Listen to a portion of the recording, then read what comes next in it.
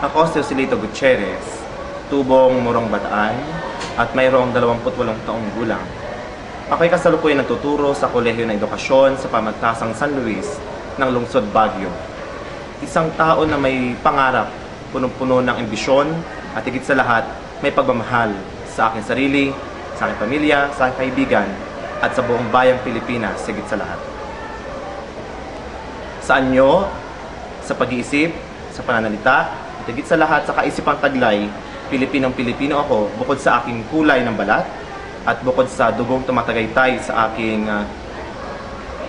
ugat, ako isang Pilipino.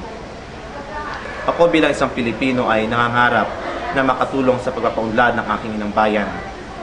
Sa aking kinuhang kurso ng pagiging isang guro, nangarap ako na alam ko makakatulong ako sa pagpapaunlad ng ating bansang Pilipinas sa pamamagitan ng pagtuturo ng tama at wasto sa aking mga mag-aaral.